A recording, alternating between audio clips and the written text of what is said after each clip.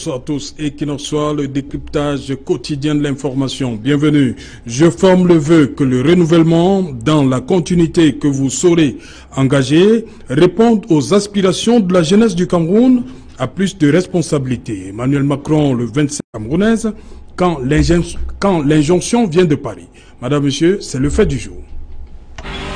Bonsoir mes co-panélistes, bonsoir nos téléspectateurs de la télévision Equinox. Je vous remercie de l'invitation et de l'amitié que vous avez fait ce soir. Ok, bienvenue une fois de plus sur Equinox. Sur ce plateau également, Sylvain Tchokoga, bonsoir. Merci, bonsoir Serge Alain, bonsoir à des millions de téléspectateurs. Nous avons accepté de répondre présent parce que cela engage la jeunesse. Quand on parle du rajeunissement de la classe politique, nous pensons qu'il est de bon ton que nous donnons notre position là-dessus parce que nous, aujourd'hui, qui sommes engagés dans la société civile, à un moment donné, il faut qu'on s'apprête à donner une position claire dans le militantisme politique. Ok. Sur ce plateau également, lui, c'est Honoré César Ngomon. Bonsoir, Honoré. Bonsoir Serge Alain, bonsoir à toute la jeunesse camerounaise et en particulier celle de Douala 3e. Bonsoir aux nombreux téléspectateurs qui nous suivent en ce moment et un bonsoir particulier, je voulais dire particulier, à toute la réalisation d'Equinox qui a toujours su nous entretenir même à partir du maquillage jusqu'à ce plateau. Ok, merci. Vous êtes du Rassemblement démocratique du peuple camerounais. Oui, je suis bel et bien du Rassemblement du peuple camerounais, le RDPC.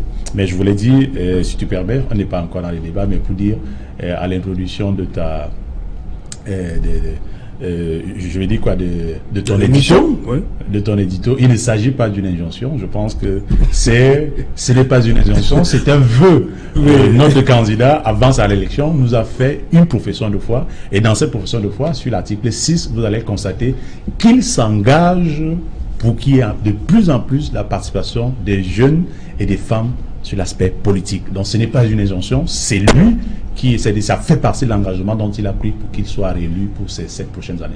Voilà, je reste donc avec vous, Honoré César. Emmanuel Macron n'a pu rien faire pour empêcher le président Biya de briguer un 7e mandat, mais il tient quand même à ce que les jeunes occupent une place de choix pour ce septennat-ci. En tant qu'ancienne colonie, et je pense que c'est de bon ton, c'est un vœu, c'est un souhait, et vous savez, la forte expérience a quelque chose d'unique, a quelque chose de spécifique. Donc je pense qu'il nous réserve, pour nous la jeunesse, il nous réserve beaucoup de surprises assez agréables. Prions tout simplement qu'après la prestation de serment, qu'on passe à l'étape suivante, qui sera certainement celle du renouvellement de son gouvernement, et bien évidemment peut-être pourquoi pas dans la société, non seulement au regard de leur poids démographique, mais aussi en considération de l'énergie dont il dispose. Et à cet effet, il dit, c'est pas moi qui parle, c'est Paul Biya, président de la République, je m'engage à améliorer le niveau de participation des jeunes et des femmes dans la vie politique, économique et sociale et culturelle. Donc quand il a dit, oui, quand il l'a dit, je pense que je suis très mal placé pour accepter sur ce plateau que ce sont les injonctions de Paris. Là, c'est le livre jaune. Le livre jaune, il est sorti bien avant la campagne. Et tous les militants et tous les sympathisants ont reçu ce livre jaune. Raison pour lesquelles, ça c'est l'une des principales motivations qui m'ont motivé à mouiller le maillot pour pouvoir contribuer à cette victoire. Nous attendons tout simplement aujourd'hui qu'il réalise la promesse dont il nous a faite pour qu'il y ait encore plus de femmes et de jeunes dans l'appareil dirigeant de notre pays. Voilà, on est d'accord avec vous, hein, Honoré César, mais je pose la question à vous, Albert. Il dit plus de jeunes, mais Emmanuel Macron insiste sur un autre terme, à plus de responsabilités. Il peut certes avoir plus de jeunes, mais si on ne leur fait pas confiance, on ne leur donne pas des postes de responsabilité, c'est là le problème. Mais écoutez, je vais peut-être vous décevoir, c'est là. Moi, vous ne pouvez pas parler de changement sans créer une rupture. Oui. Et lorsque Macron est arrivé à l'Élysée, il a prétendu qu'il devait créer une rupture. La France-Afrique devait être derrière nous. Oui. Et il me semble que lors de sa première tournée en Afrique, notamment au Burkina Faso, il y a un certain nombre de questionnements qui ont été évoqués par les étudiants. Et la réponse qu'il a donné a pensé qu'il était dans une rupture de la France-Afrique. je me rends donc compte que, comme d'habitude, le discours politique français est fait d'hypocrisie et de mensonges. Parce que, vous savez, le Cameroun c'était un État souverain, comme la France était un État souverain. Je ne vois donc pas sur la base de quoi un président d'un État souverain, président de la République d'un État souverain, peut émettre des vœux qui est ci, qui est cela, à l'endroit d'un président de la République d'un État souverain. Moi, ça me pose un problème. Ça, c'est ma façon de voir, parce qu'il ne faut pas qu'on dise une chose et qu'on fasse le contraire. Même ceux qui aspirent au changement au Cameroun, ils disent qu'il faut s'affranchir du colon. Il faut s'affranchir de la tutelle du colon, mais paradoxalement, lorsqu'il y a un problème, c'est de ce côté-là qu'il court. C'est dit quoi? C'est dit que je suis pas du... Moi, je suis journaliste, je présente les faits tels que je les perçois et les constate. C'est quoi? C'est que Monsieur Macron, de mon point de vue, avec les fameuses félicitations de Monsieur Trump, qui est le président des États-Unis, quand vous regardez les deux lettres de félicitations, le ton n'est pas... n'entre pas dans les usages diplomatiques. Le ton non seulement c'est comme il y a en filigrane les injonctions, mais il y a en filigrane comme une sorte de ligne de conduite qui doit qui doit guider le président réélu, notamment lorsqu'il parle de régler la question anglophone, notamment, ça veut dire que dans sa perception, cette question n'est pas en train d'être réglée par le président réélu. Et ça, moi, c'est mon problème. Tout à coup, comme j'ai notre problème, je me frustre de ce qu'on pense toujours que lorsque un président de la République en Afrique est élu, il faut que ce soit Paris, Washington ou l'Allemagne ou alors la Grande-Bretagne qui félicite. C'est quand ces gens-là envoient les félicitations qu'on a crédité, qu'on a crédibilisé les élections. Moi, ça me pose un problème. Je crois véritablement qu'il faut absolument qu'il y ait une rupture. Je parle parce que je suis un journaliste indépendant, un libre penseur, qui pense qu'effectivement, les jeunes doivent de plus en plus être engagés parce qu'ils sont majoritaires au niveau de la population, au même titre que les femmes. Il faut absolument qu'ils soient engagés. Et je ne crois pas, comme je l'indiquais, comme mon compagnon le disait, Paul Biya a attendu que Macron arrive à l'Élysée pour commencer à nommer les jeunes à certains postes de responsabilité, ou alors à essayer de régler la question de la parité. Moi, je pense donc que M. Macron, je crois qu'il a allé un peu au-delà de ce qu'il devait faire. Ok, Sylvain Tchokoga, le président Macron, il faut le dire, parle d'une jeunesse du Cameroun, aspiration d'une jeunesse du Cameroun à plus de responsabilités. C'est ça le problème. Plus de responsabilités. Oui, on ne dit pas que le président n'a pas souvent pensé aux jeunes. C'est Jalin. J'ai envie de dire que pour nous, au niveau de le Cameroun, nous pensons que l'injonction du président Macron aujourd'hui a toute sa place. Parce que, figurez-vous, depuis 26 ans, c'est un groupe de personnes que nous ne voulons pas nommer ici, soi-disant les congénères qui diraient la République du Cameroun. Ouais. Alors, quand on s'interroge sur la maîtrise de sa jeunesse aujourd'hui, parce que qui dit jeunesse parle purement de l'avenir. Qui dit jeunesse parle purement aujourd'hui de la maîtrise de la nouvelle gouvernance, qui prend en compte la nouvelle technologie, qui prend en compte la révolution technologique, si vous voulez, j'ai envie de dire. Alors, quand vous avez affaire à des personnes qui, pour le plus jeune, parce que quand Macron le dit, les gens ont l'impression qu'il est simplement question d'accorder à cette jeunesse-là un poste à une mairie ou alors à l'Assemblée nationale, que non. Parce que là-bas, les décisions ne se prennent pas à l'échelle nationale. Il s'agit ici, bien sûr, de la réorganisation du système gouvernant, qui est aujourd'hui le problème central et capital qui pose problème au niveau de la jeunesse camerounaise. Donc, nous voulons dire ici que la vérité, c'est que nous devons taire le fait de penser que c'est quand ça nous arrange que c'est bien, et quand ça ne nous arrange pas, ce n'est pas bien. Pour dire que hier, aujourd'hui, sur la question de la lettre de Macron, ou de félicitations qui est un peu arrivé peut-être en retard, ou celui de Washington, pose problème simplement parce que on connaît le contexte sociopolitique qui est le nôtre au Cameroun. Mais alors, si cela intéressait beaucoup plus l'ordre gouvernant, on serait dans la logique où Macron a dit que, Washington a dit que, ou alors le Quai d'Orsay ou l'Élysée.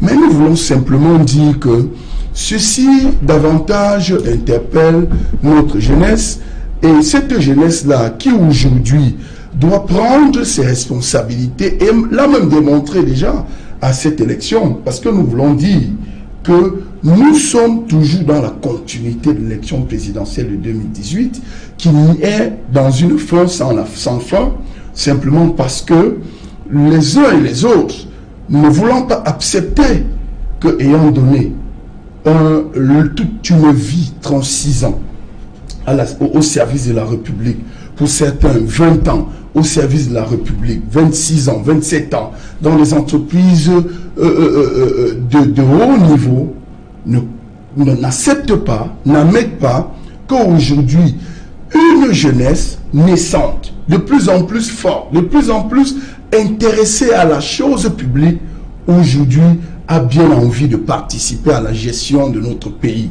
Nous l'avons dit, 8 Camerounais sur 10 aujourd'hui sont jeunes. Et ces 8 Camerounais sur 10 aujourd'hui jeunes ont la maîtrise des outils de la nouvelle gouvernance, qui entre dans la gouvernance moderne, qui prend en compte l'anticipation, la planification et la projection.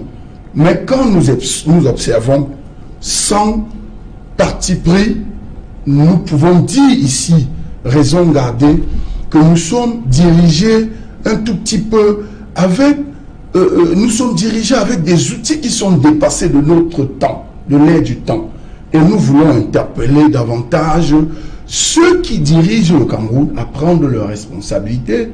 Leur responsabilité, c'est de donner davantage de l'eau, de l'électricité, de la nourriture, d'accès à l'éducation sans condition, tous ces services sociaux de base aux Camerounais. Alors, une fois que cela est possible, nous devons prendre en compte la gestion de la République pour tous et par tous. J'ai suivi mon ami César Honoré tout à l'heure convoquer la profession de foi du candidat président Paul Biya, qui, ma foi, n'est pas une profession de foi dans la texture ou l'architecture de ce document-là, n'est pas nouveau, parce que tous ces discours, nous les avons, mais au niveau de l'opérationnalisation, c'est un gaffe entre ce qu'il dit et ce qu'il pense. Mais nous pouvons dire ici que depuis 26 ans ou 36 ans, il a toujours donné une projection sur ce que peut être la jeunesse, mais au finish, ce n'est pas ça le résultat final. Ok. Sur ce plateau également, Fabrice Tueli, bonsoir. Bonsoir Serge-Alain, bonsoir. Voilà, Fabrice Tueli de Univers. Oui. L'élection du 7 octobre est peut-être derrière nous, le scrutin, le 7, il est passé. Vous avez suivi la lettre de félicitations du président français Emmanuel Macron, qui parle des aspirations. Il demande, il formule le vœu, c'est en fait un vœu, qu'un renouvellement dans la continuité de la classe politique soit fait au Cameroun, avec des jeunes qui auront une place prépondérante en termes de responsabilité. Ça vous interpelle ça, aujourd'hui, qu'un gouvernement soit formé avec Univers? Vous êtes prêt à répondre présent? Les jeunes de l'Univers?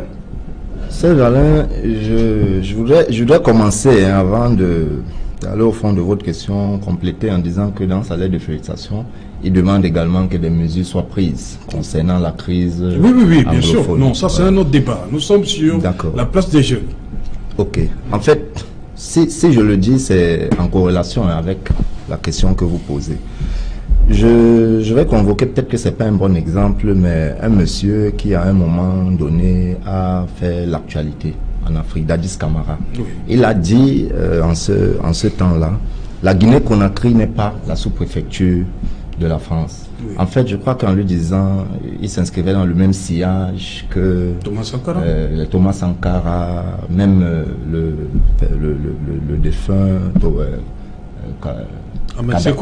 Kadhafi, oui. Kadhafi, effectivement. Ahmed Sékou Touré aussi, du temps de De Gaulle. Effectivement. Donc, ce que je voudrais dire ici, c'est que en lisant la lettre de l'homologue du président réélu, oui. Avec la manière dont il a été réélu, qui pose un problème de légitimité, je le dis, je ne le redirai jamais assez.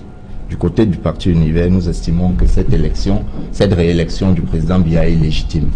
Maintenant, lorsque j'ai dit ça, il faudrait que, autant l'opposition, je parle également aux autres partis de l'opposition, il faudrait que nous soyons au moins unanimes sur une chose, qui est celle de savoir que le peuple camerounais est souverain, quelle que soit la manière par laquelle il élit ses dirigeants. Encore que, dit-on, chaque peuple n'a que les dirigeants qu'il mérite.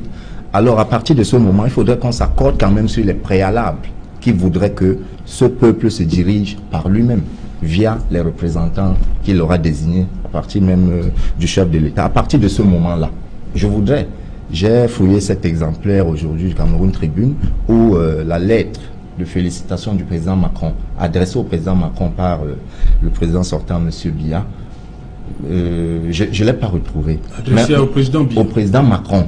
Oui. À l'époque où il est élu président de la France, oui. Il a reçu des félicitations du chef de l'État réélu Paul Biya. Je ne pense pas, à un moment ou à un autre, que dans cette lettre, il figure un extrait où il demande au président Macron de régler un certain nombre de choses chez eux. C'est ce qu'a dit Anatole. Alors, il ne faudrait pas, en retour, que nous essuyions ça. Parce que si nous, les partis de l'opposition, mais vous semblez de la politique, vous semblez ouvrir l'autre bêche sur la crise anglophone. C'est pour... Là, ça vous arrangeait? Non, en fait, je suis même dans l'esprit de la lettre en général. Oui. Si les partis de l'opposition, tant que nous sommes au Parti Univers, nous aspirons à accéder au pouvoir, c'est pour justement exercer ce pouvoir en toute souveraineté, sans recevoir d'ordre de personne.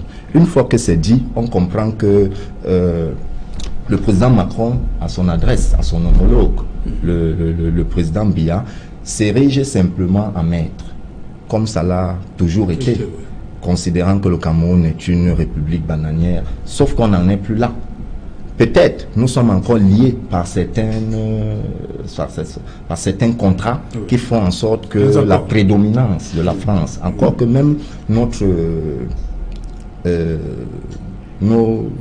fonds de champ, notre fonds le terme m'échappe, est encore logé au Trésor français. Ce qui fait que, voilà, notre compte d'opération encore logé au Trésor français, ce qui fait que, avec les manipulations de vouloir changer le franc CFA en ce moment et tout, il y a une certaine résilience de nos chefs d'État, ce qui est déjà bien, donne l'impression encore, certainement au président Macron et peut-être à ses conseillers, ceux qui apportent les conseils nécessaires afin qu'ils fassent des sorties pareilles, que nous sommes encore à l'époque où la France dictait le mode de conduite au pays d'Afrique. Nous nous inscrivons en faux en cela. Maintenant, lorsque c'est dit, il faut simplement revenir. J'ai entendu M. Tchokoga dire que son voisin d'à côté évoquait du libéralisme communautaire, je suppose, quand il parlait de profession de foi du président Biya, parce que c'est à l'intérieur que ça se trouve. Il faut quand même reconnaître que le président Biya est en déphasage entre ce qu'il préconise et ce qu'il fait. Nous sommes aujourd'hui dans un pays qui est à 70% jeune. Mais lorsqu'on voit la caricature, ou alors lorsqu'on voit notre gouvernement, la représentation de notre gouvernement, on comprend qu'il y a quelque chose qui ne va pas.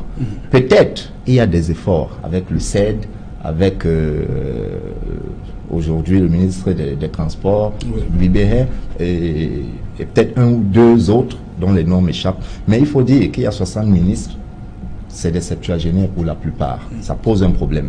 Et il évoquait encore tout à l'heure, ça crée carrément un déphasage avec le monde dans lequel nous sommes aujourd'hui qui veut avancer. Et je chute en disant que lorsqu'on fait un bond dans les quatre coins du monde, on observe que ça bouge. La jeunesse prend le contrôle des choses. Et la jeunesse ne prend pas le contrôle des choses simplement parce qu'elle est jeune. La jeunesse prend le contrôle des choses parce qu'elle est proactive. Et il faut se rendre compte quand même que ceux qui sont aux affaires aujourd'hui dans nos États, entre guillemets, africains, ont pour la plupart pris les affaires jeunes. La preuve, il n'y en a pas. Ils sont nombreux à avoir une vingtaine d'années aux affaires. Autant ceux qui sont au sommet de ces pays en Afrique, autant tous ceux qui remplissent leur gouvernement. Ça pose un sérieux problème. Voilà, on va revenir sur cette... je ne sais pas si c'est ce qui a poussé le président français à inscrire ça dans sa lettre de félicitations, qui semble déranger Anatole Aïssi. Le président ivoirien Alassane Dramane Ouattara évoquait, il parlait du Premier ministre canadien Trudeau qui a 46 ans, Premier ministre autrichien 31 ans, belge 38 ans. Lui-même, Alassane a 76 ans, il demandait à Rikonan Bédié 84 ans de faire tout, ils doivent se mettre ensemble pour passer le témoin à la jeunesse. Un bel exemple. Oui, Serge Alain, je voudrais convoquer ici. Il ne demande pas de composer avec les jeunes. Il dit qu'il est temps pour eux de céder carrément la place aux jeunes. Serge Alain. Mais ici, on demande au président de bien de composer avec les jeunes. Serge Alain. Oui. La spécificité du Cameroun, c'est que c'est les autres qui doivent copier du Cameroun. Le président de la République, je le cite, à son discours du 10 février, vous voyez quand j'évoque 10 février, ça veut dire s'agresser à la jeunesse du Cameroun. Et avant le dernier paragraphe, bien avant d'arriver au dernier paragraphe, quand il s'agresse à la jeunesse, il nous demande d'oser, il nous demande d'être créatif, il nous demande d'être inventif. Et il reconnaît que les choses sont difficiles. Et je viens de citer à ce paragraphe, avant le dernier paragraphe, j'invite résolument la jeunesse à prendre le destin de la nation en main avec l'encadrement des aînés. Ça, c'est Biya qui parle aux jeunes, mon camarade du parti, mon président de la République. Je pense qu'à cette citation, il y a beaucoup d'interrogations. Il y a deux interrogations. Mais pourquoi vous vous plaignez donc encore que les gens d'un certain âge ne vous donnent pas de la place? Tu permets que je développe, Serge. Lorsqu'il a dit, il nous invite. On ne va donc pas venir nous inviter, on ne viendra pas chercher César Honoré Ngomo dans sa chambre ou dans son coin. La réalité politique aujourd'hui, c'est que nous sommes à peu près 70% de la population active jeune. Mais nous sommes moins de 10% hier à être engagés à la chose politique. Mais ces élections nous ont permis aujourd'hui de répondre présent. Joshua aussi, qui est au milieu, a répondu présent. Je viens ici dire que plus que par le passé, nous les jeunes, nous devons nous lever et nous engager à la chose politique. S'engager à la chose politique ne voudrait pas nécessairement dire appartenir à un parti politique. D'abord, c'est munir de cette arme dont on voudrait régresser la République, qui est la carte d'électeur. Voilà comment moi j'analyse les choses. Et quand je l'ai dit, Serge Alain, je voudrais dire que plus que par le passé, les choses ne peuvent plus être comme par le passé. Nous, au RDPC, c'est nous qui élisons nos chefs politiques. Pour ceux qui ne savent, parce que par exemple, les gens, quelquefois les gens veulent parler du RDPC, mais ils ne maîtrisent pas le fonctionnement de ce parti. Au RDPC, c'est nous qui élisons les femmes, c'est nous qui élisons le RDPC et les aînés. Parce que nous avons 3 organes, le RDPC, l'OF et l'OJ. L'OJ vote pour l'OF, l'OJ vote pour le RDPC. Et l'OJ vote pour le... Donc, vous voyez le pouvoir aujourd'hui détient. Les jeunes au RDPC ne sont plus là comme hier qui venaient applaudir et porter les chaises. Aujourd'hui, les jeunes sont décideurs. Et je pense que dans ces citations, aujourd'hui, vous allez constater que, au vu de la progression de ce qui est en train d'être fait, l'un n'est plus, même si c'est un copanéliste, j'aime souvent penser que quand on se dit société civile, on confond la société civile et les partis d'opposition. Mais venez faire des propositions. On parle de nous, les jeunes. Qu'est-ce que vous proposez? Voilà, 2019, nous avons 360 communes. Faites une correspondance, envoyez au décideur, envoyez au président de la République. Dites-lui que les 360 communes-là, est-ce que nous pouvons avoir 150 jeunes maires? Les 180 députés de l'Assemblée nationale qui entreront à l'Assemblée nationale en 2019, est-ce que nous pouvons lui demander qu'il y ait 100 jeunes députés qui viendront de 10 par région, des jeunes qui n'auront nécessairement pas, n'ont pas besoin d'appartenir à une chapelle politique quelconque, mais des jeunes engagés dans nos quartiers, dans nos communautés, dont on voit des gens qui sont... Mais parfois, on parle de la politique parce qu'on les mystifie cette affaire-là. Les gars n'ont plus peur de la politique. C'est un jeu que j'affectionne aujourd'hui. Okay. Aujourd'hui, il faut faire comprendre aux jeunes que, plus que par le passé, celui qui est le premier à les inviter à cette politique-là, c'est bien Paul Biya, c'est pas quelqu'un d'autre. Okay. Aujourd'hui, je ne veux pas vous parler des batailles internes, nous à notre parti, mais aujourd'hui, nous avons la chance aujourd'hui que la communication n'est plus comme elle était hier. Même dans ma chambre, je peux pouvoir communiquer. Donc, on ne peut plus museler les jeunes aujourd'hui. Exprimons-nous, faisons valoir nos idées, soyons présents. J'ai vu bien citer une citation du vieux que j'aime beaucoup, Monsieur Pokosi Noubé. Lors d'une des réunions des installations de comité de base dans nos sous-sections, il nous a fait l'honneur d'y être et il nous a dit, et je pense que c'était l'un des plus courts discours que j'ai suivis pendant cette campagne-là. Et quand il a pris la parole, il a dit, mes enfants, je vous dirai une seule chose, la politique, c'est la présence. Okay. Jeunesse, sommes-nous présents dans les actions politiques? Je pense que pour l'instant, hier c'était non, mais aujourd'hui, je pense de plus en plus, nous sommes présents. Okay. Mettons-nous, soyons dans l'action et soyons opérationnels. Okay. Soyons opérationnels, soyons disponibles. Merci. Une minute. Albert Natola ici. Vous imaginez une entrée massive de jeunes dans ce septennat qui va s'ouvrir? Le président Biya peut surprendre le monde entier avec ça? Non, je voudrais vous dire que par extension, à la fameuse lettre de félicitations de M. Macron, le rajeunissement de la classe politique ne concerne pas que la classe dirigeante. Hein. Oui. Ça concerne même la société civile, ça concerne les partis politiques.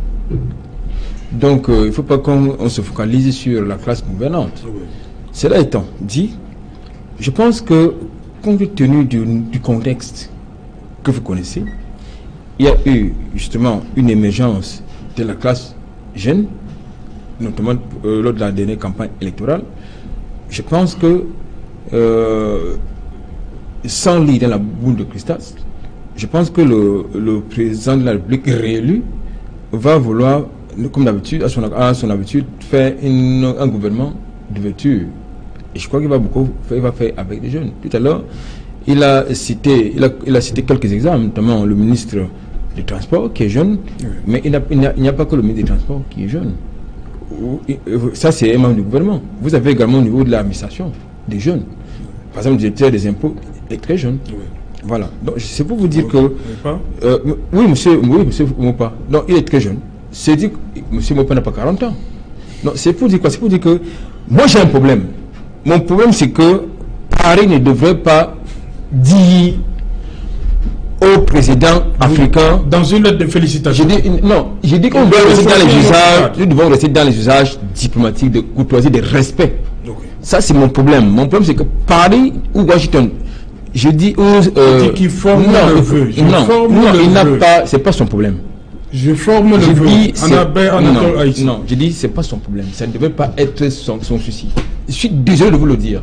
Ça, c'est pas son problème, puisque la réciprocité, ça n'existe pas. Il faut qu'on arrête ça.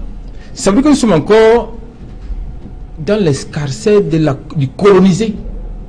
C'est ça mon problème. Si nous prétendons vouloir le changement, mais le changement implique quoi? La vérité. Le changement implique l'honnêteté. Le changement implique l'indépendance. De mon point de vue, mon Dieu. Moi, ça me pose un problème. Lorsqu'il y a un problème, on prend l'avion, on travaille, on va à Outre-Atlantique. Moi, je crois que le Cameroun, à 5 ans, c'est en 1960 qu'il est devenu indépendant. Entre 1960 et 2018, je crois qu'il y a, nous avons maintenant non seulement une élite intellectuelle, nous avons une élite politique qui est, de mon point de vue, majeure, qui est responsable. Sylvain Tchokoka, vous voulez rebondir? Oui, j'ai envie de répondre et je note que César m'a interpellé parce que je représente la société civile sur ce plateau. Également, poursuivre dans ce que dit M. Toli, pour dire simplement que, avant de condamner, interrogeons-nous d'abord sur un certain nombre de faits.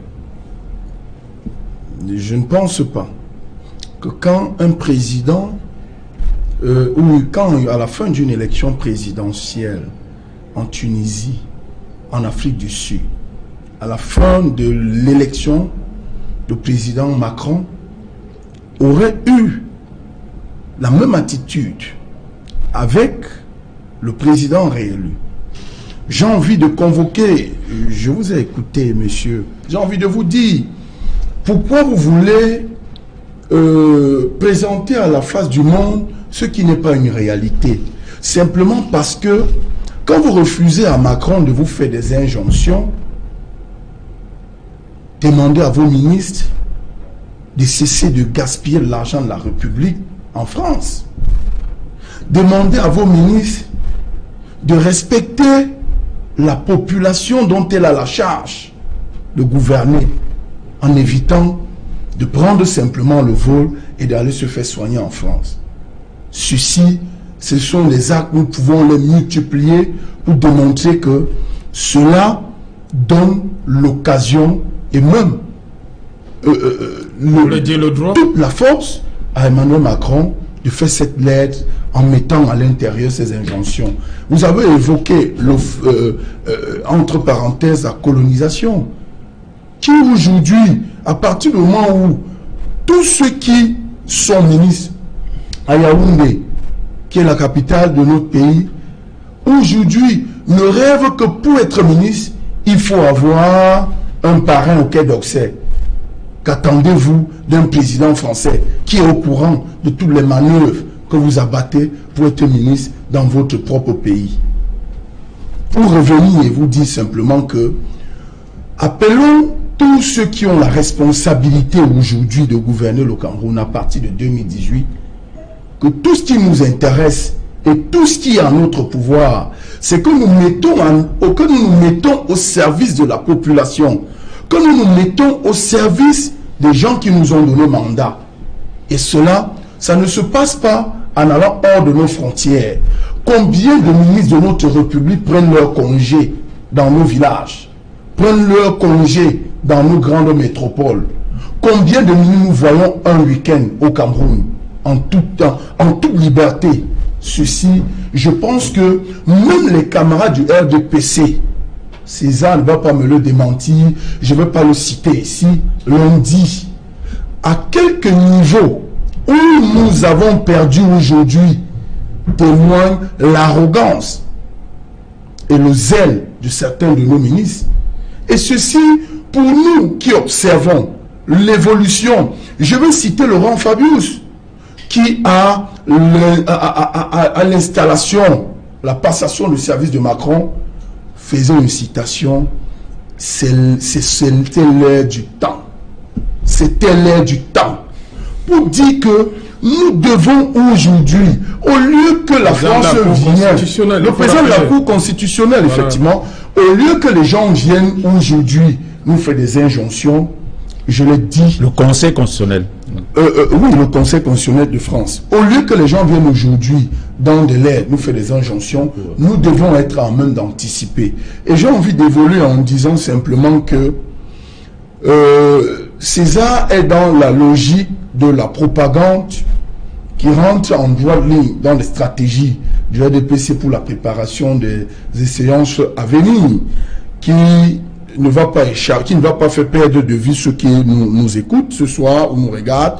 J'ai simplement envie de dire que est-ce que vous, César Mongouaman, vous prenez les décisions, parce que vous avez dit, vous élisez vos chefs de RDPC, de l'OF et de l'OJ. J'ai envie de dire que tous les Camerounais savent bien sûr que au RDP c'est une machine de cooptation et on ne fait que des investitures au RDPC au détriment de la réalité de base. Conséquence de course, l'électeur ne se reconnaît pas à l'élite politique au sein du RDPC. Ça, c'est une question de réalité. Je suivais aujourd'hui un de vos porte-paroles, Hervé Emmanuel Combe, que je cite depuis un certain moment, qui disait que on cesse de nous faire croire que le problème c'est dehors, même à l'intérieur, il y a un problème, et que beaucoup se ressaisissent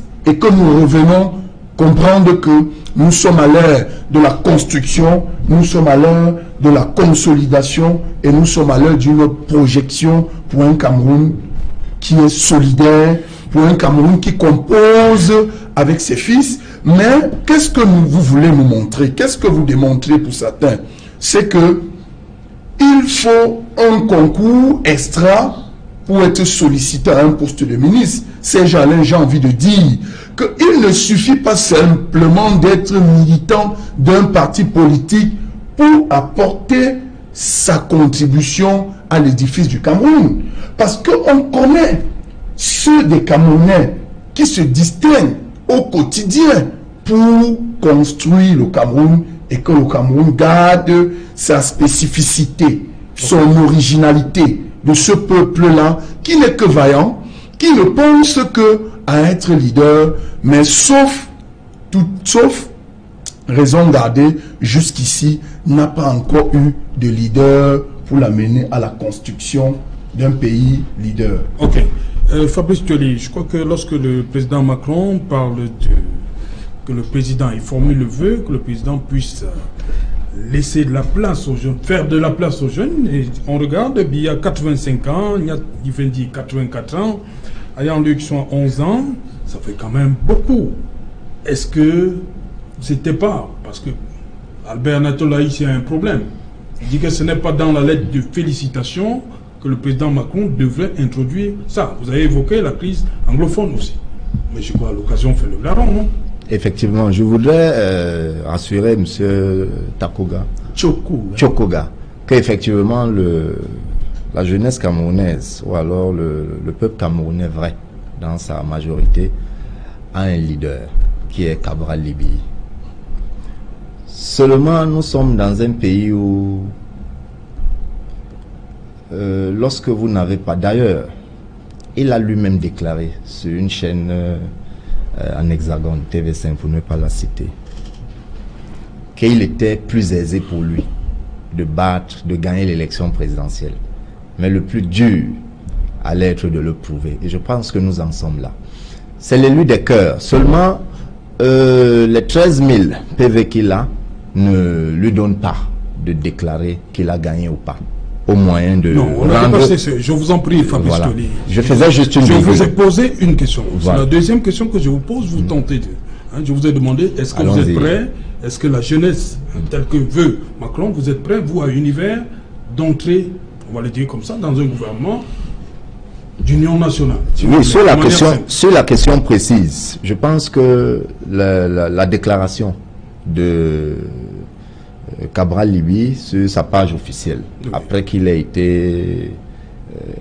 on lui a empêché de le faire dans notre QG à Yaoundé, et il s'est donc servi de sa plateforme, sa page officielle Facebook, où il a expliqué les conditionnalités pour une intégration dans un gouvernement d'union nationale.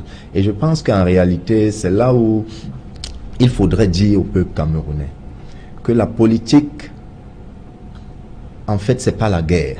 La politique, c'est pas la violence. C'est un combat d'idées. Et à un moment donné, il faudrait que les parties prenantes opposées, qui sont des adversaires, mais pas des ennemis, s'accordent sur un certain nombre de préalables pour faire émerger la nation. C'est de ça qu'il est question. Il n'est pas question ici d'opposer les uns aux autres simplement pour servir d'union nationale. Et ça demande des préalables. Oui. Et Cabral Libi s'inscrit justement dans ce sillage. Celui qui, et d'ailleurs il estime que le gouvernement qui nous dirige depuis 36 ans sera incapable d'accéder à cette demande, même venant nous condamnons cela, mais même venant de l'Élysée, doit être à quelle fonction? On ne pouvait pas le faire étant déjà dans le gouvernement? Étant dans le gouvernement. En fait, c'est le préalable. C'est de ça que je parle. Le code électoral, il faut revoir le code électoral. Revoir le code électoral, revoir les modes de gouvernance et rendre plus libres les dirigeants au poste qu'ils occupent. Parce qu'en réalité, quelqu'un l'évoquait encore tout à l'heure, nous avons des ministres qui en réalité ne sont pas des serviteurs du peuple, comme le veut le mot depuis sa racine, oui, mais qui sont des employés d'un individu. Ça pose un problème au XXIe siècle. C'est de ça qu'il s'agit. Et je me réjouis de ce que mon ami César estime qu'ils sont très bien organisés au RDPC, de manière à ce qu'on élise les responsables et tout et tout. On aurait aimé que cela soit calqué à l'échelle de la nation. Parce que lorsqu'on voit une élection qui vient de se tenir entachée de tant d'irrégularités, simplement parce qu'on essaye de faire, d'ailleurs, le Conseil constitutionnel a réussi à faire passer en force le candidat sortant, M. Biya. On comprend simplement que nous sommes là dans un simulacre. Alors, s'ils sont bien organisés chez eux, qu'ils essayent de ramener ça à l'échelle de la nation, de manière à ce que on n'ait plus un déphasage entre ce qu'ils font de bien, comme il le dit, et ce que nous voyons. Okay. Maintenant, je voudrais sortir en disant que, il a évoqué tout à l'heure le fait que le président de la République demande à faire avec les jeunes depuis. Mais il y a un problème sérieux. Quand il dit que on ne va pas aller chercher le jeune chez lui pour venir le fabriquer ou lui donner une position quelle qu'elle soit, je voudrais simplement lui demander d'aller faire un tour demain quand le jour se sera levé auprès des banques, chez les fondés, qu'il essaye de se renseigner pour voir les dossiers que ces derniers ont empilés dans leur bureau. Pourtant, ces banques, pour la plupart, ces banques classiques, sont en surliquidité, c'est connu de tous, mais n'octroient pas des accompagnements. Simplement parce que il y a un certain nombre de mesures que notre gouvernement n'offre pas en guise de facilitation à ces jeunes. Je vous rassure, mon cher César, ces jeunes sont nombreux.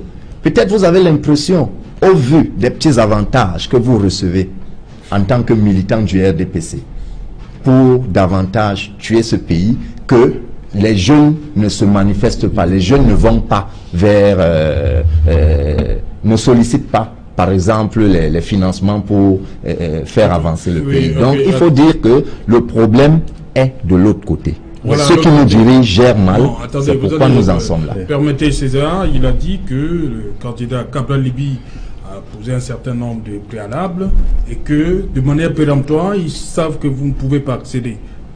Oui, je voudrais tout simplement dire que la Talakou de Cabral Liby est en marche et elle est la bienvenue. Moi, je loue cette Talakou assez agressive et assez bien huilée. Et par rapport à l'engagement des jeunes dont tu as parlé tout à l'heure, j'en fais partie. Je pense que je suis dans la même difficulté. Mais je voulais te rappeler que je ne bénéficie d'aucun paiement du régime. Non, c'est pas la conviction que j'essaie d'être présent sur la scène politique. Personne ne m'a invité. Mais je pense qu'on ne viendra pas me chercher. C'est pour ça que mon engagement politique aussi peut pouvoir prêter à interprétation, comme vous dites, des prébendes dans lesquels certains vivent. Non.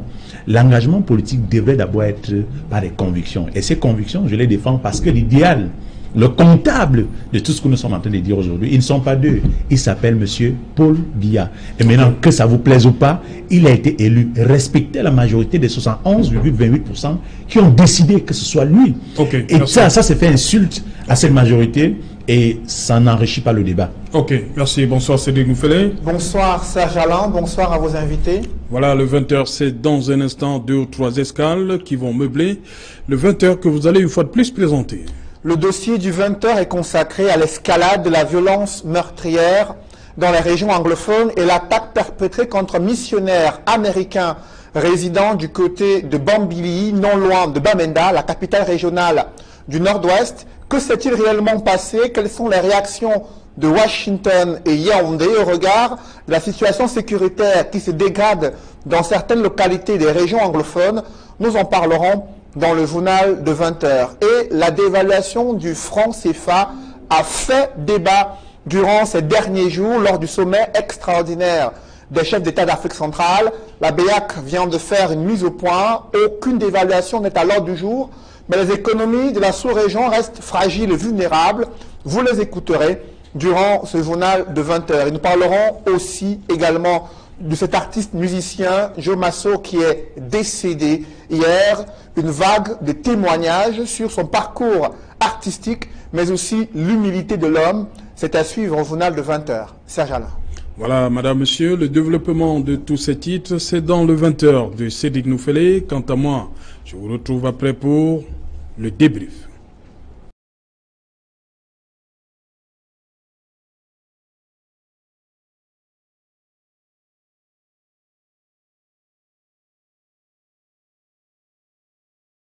En compagnie de Sylvain Tchokoga, Noré César Ngomo et Albert Anatole Haïssi et Fabrice Tueli. Je commence avec vous, Fabrice.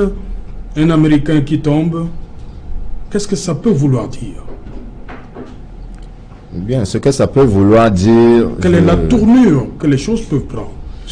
Non, il faut simplement commencer par dire que les États-Unis attachent du prix à leurs ressortissants où qu'ils soient dans le monde. Oui.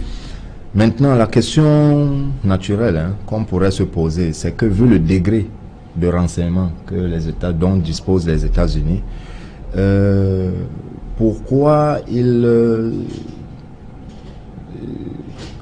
ont permis ou alors n'ont pas extrait leurs compatriotes de cette zone, exfiltrer leurs compatriotes de cette zone. Merci. Ça permet de se poser une question. Mais seulement, moi, je ne voudrais pas, pour pousser peut-être le vice un peu loin, que cette disparition tragique offre peut-être la possibilité, un prétexte aux États-Unis de s'ingérer de quelque manière que ce soit à un conflit interne qui doit être résolu de manière interne, soit par le dialogue, principalement comme on l'a dit, soit par des dispositions politiques sérieuses, pas les fuites en avant qui ont toujours été observées. Donc maintenant, lorsqu'on a dit ça, on ne peut que regretter le fait que Monsieur Charles Wesco, cet homme d'église, ait perdu la vie de ce côté-là, et en se disant simplement que son âme repose en paix, et que justement, j'ai suivi pendant le journal que certaines dispositions sont en train d'être prises au niveau diplomatique, parce que je crois que c'est un problème diplomatique qui est ouvert là présentement. Il faudrait donc que notre diplomatie pèse justement de tout son poids pour pouvoir ramener la calmie. Ok, Honoré César, est-ce qu'on pourrait s'attendre à un autre regard des États-Unis sur cette crise qui dure depuis plus de 2 ans, peut-être 2 ans, on va le dire, après la disparition du missionnaire américain? Au nom de la jeunesse camerounaise, je commencerai déjà par présenter toutes les condoléances à la famille durement éprouvée, à la famille américaine, et bien évidemment à sa famille biologique, y compris son épouse et ses 8 enfants. C'est assez douloureux. La jeunesse camerounaise vous présente déjà toutes les condoléances. Et quand je l'ai dit, je voulais faire remarquer ici là que nous avons déjà perdu pendant ces 2 ans 177 FMO, les forces de maintien de l'ordre, à peu près 400 civils. Et il y a une semaine, nous avons perdu un universitaire. Et aujourd'hui, c'est M. Charles Wesco, ce missionnaire engagé, qui venait et qui ne demandait qu'à pouvoir faire son boulot, évangéliser. Donc je pense que c'est une perte, porter la bonne parole, apaiser les âmes, revenir à des sentiments qui puissent amener la paix intérieure. Et je pense qu'aujourd'hui, c'est un mort de plus, c'est un mort de trop. Et vivement que je sais, j'ai confiance à l'administration, j'ai confiance aux pilotes de cette nation avec la force de son expérience vu la maîtrise de certains dossiers assez délicates, je pense qu'il arriverait à pouvoir consoler cette famille, à pouvoir trouver les justes mots pour que cela ne prête pas à confusion. Je pense que il est important, nous nous sommes longtemps déchirés, il est important que nos frères sécessionnistes, bien qu'on sait d'où viennent de part et d'autre toutes ces revendications, il est important que les uns et les autres comprennent que la goutte d'eau est en train de déborder le vase. Force revient à la loi. Et nous ne souhaitons pas que encore un seul mort, parce que ce sont des Camerounais qui meurent, ce sont des hommes, ce sont des humains qui meurent. Ce n'était pas ça l'objectif. Nous avons vu au départ une revendication corporatiste, et jusqu'à hier, après ces élections, c'est toujours ces mêmes corporatistes qui sont dans la rue. On ne sait pas. On a besoin d'eux dans les palais. Il faudrait que la paix revienne. Il faudrait que la jeunesse camerounaise arrête. Et nous allons mettre stop. Mettre stop, c'est déjà passer par la communication et dire que ce sont des jeunes que vous êtes en train d'instrumentaliser.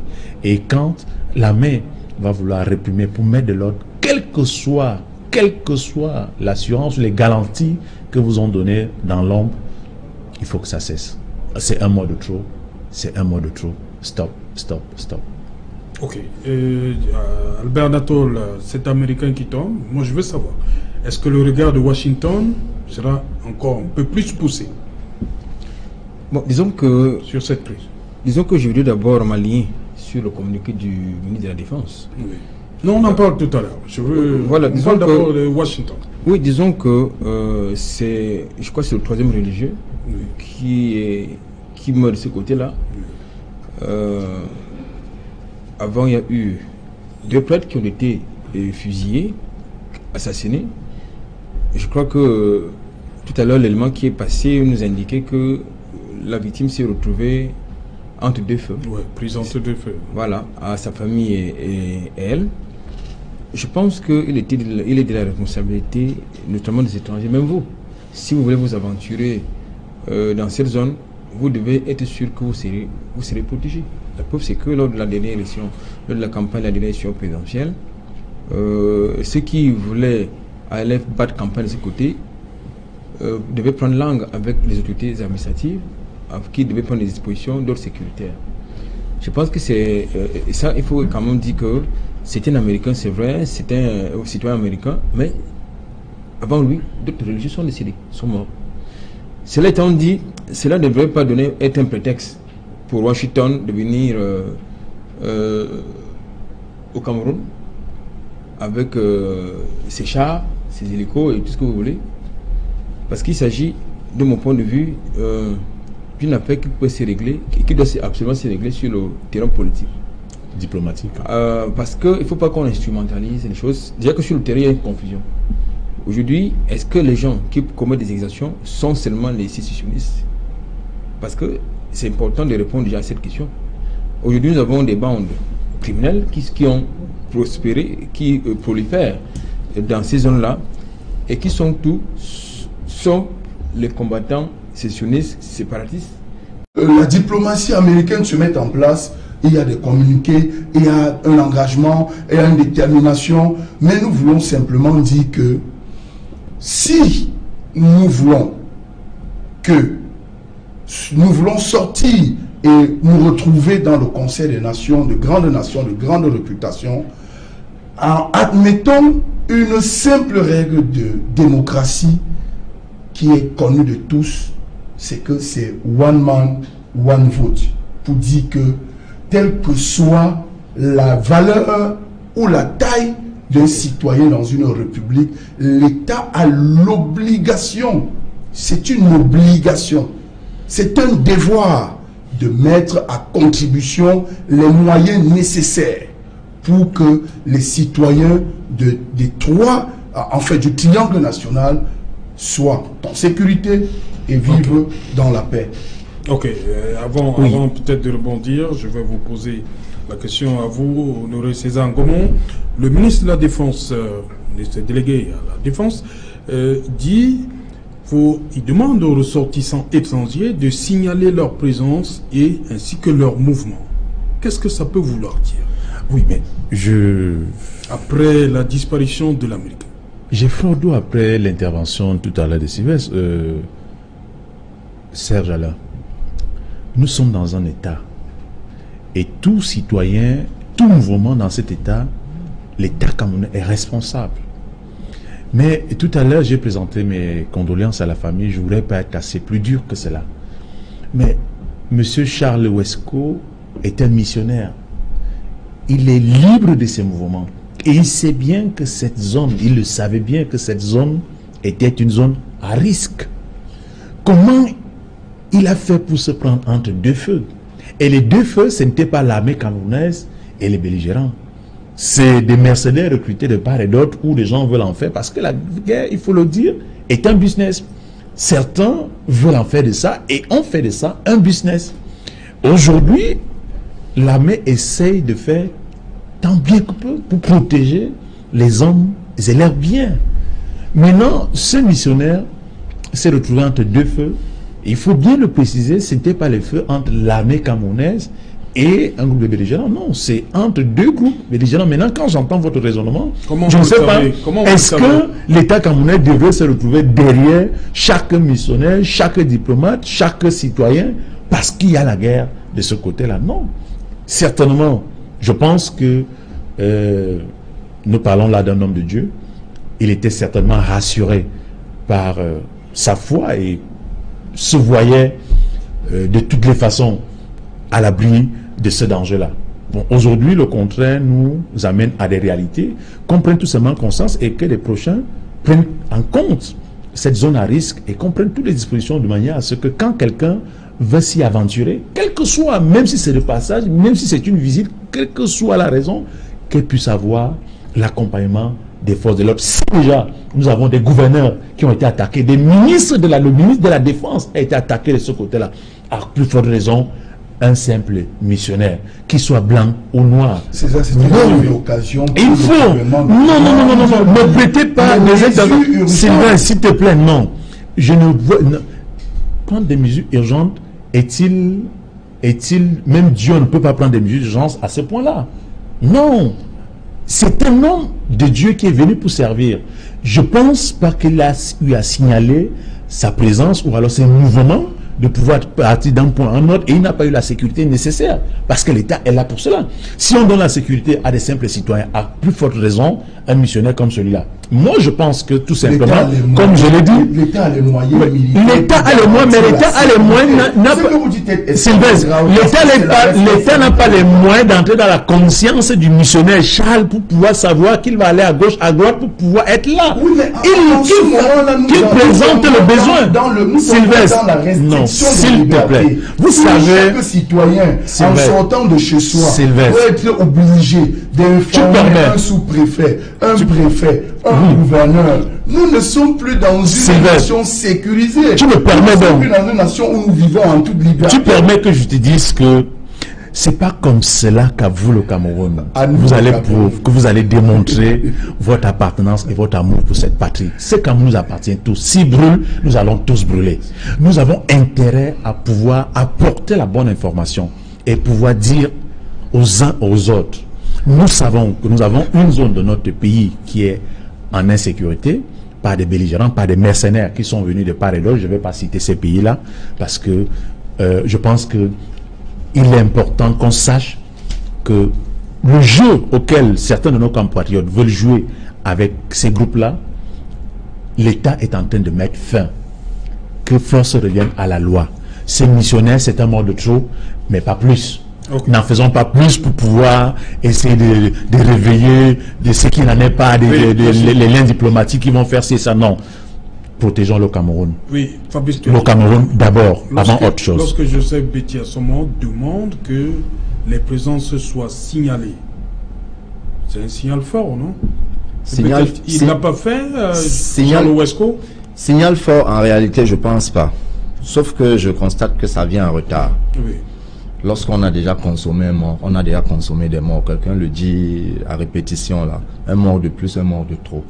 En fait, nous avons des dirigeants en réalité qui n'anticipent pas.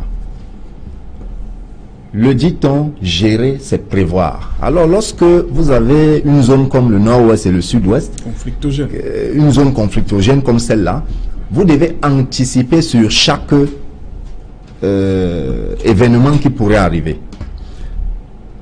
Pour la simple raison que le missionnaire César nous disait tout à l'heure dans son propos, je ne sais pas d'où il tient son information, peut-être qu'avant la fin de l'émission, il va nous révéler sa source, disait que le missionnaire s'est retrouvé entre deux feux venant de belligérants de part et d'autre, pas de l'armée républicaine contre les sécessionnistes. Donc, la question qui pourrait se poser, les belligérants discutaient quoi pour se tirer le partage des finances qu'ils ont reçues de l'homme. Ok, admettons. Maintenant, moi, pour répondre clairement à la question, à ta question, Serge Alain, il faut dire que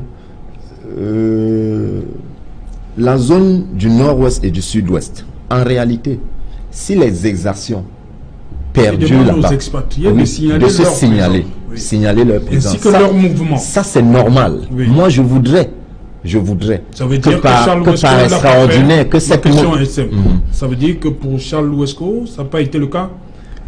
C'est pourquoi j'en venais. Que je voudrais que par extraordinaire, que la note du ministre soit juste un réchauffement, que cette note soit datée de longtemps, pour simplement faire constater dans l'échange diplomatique qui va sévir entre les États-Unis et Yaoundé pour dire qu'effectivement les dispositions avaient été prises, l'information a circulé. Encore que je le révélais tout à l'heure, les États-Unis, c'est quand même une machine au niveau du renseignement. Donc, si ce missionnaire Charles Louesco s'est retrouvé là en tant qu'homme de Dieu, avec toute l'assurance qu'on s'attaquera à tout le monde sauf à lui, je voudrais être d'accord, espérer, en étant d'accord avec César, que c'est juste, il est juste victime de malchance. Mais il se retrouvait au mauvais endroit, au mauvais moment.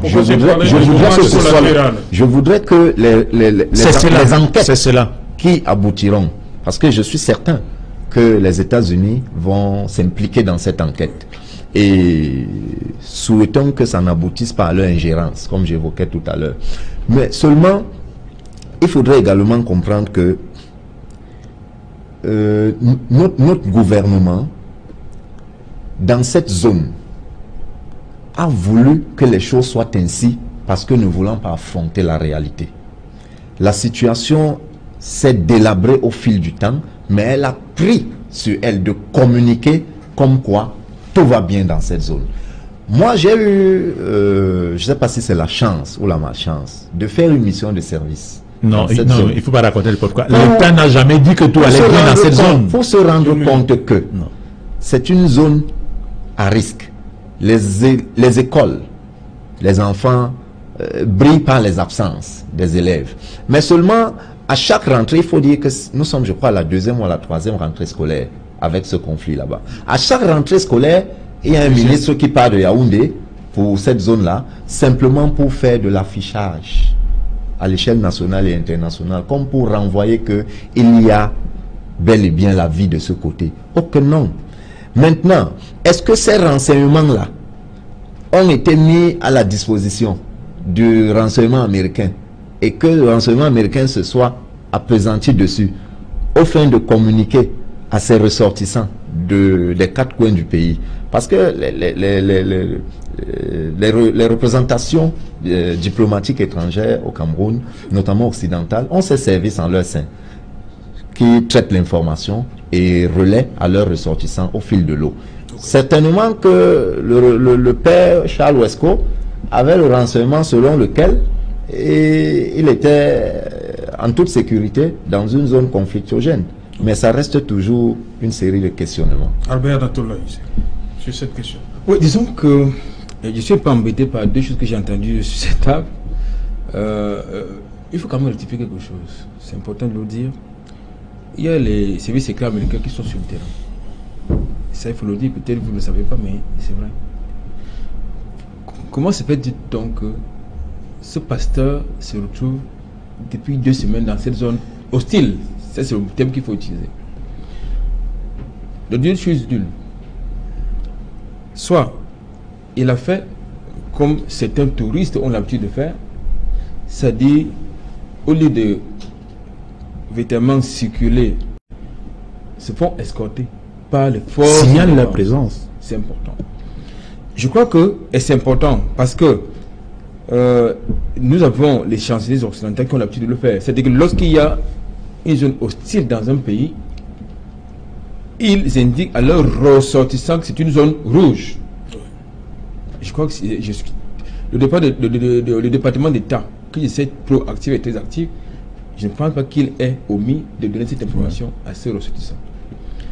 Dernière chose, comme je l'indiquais, c'est le 3e religieux qui meurt dans cette zone.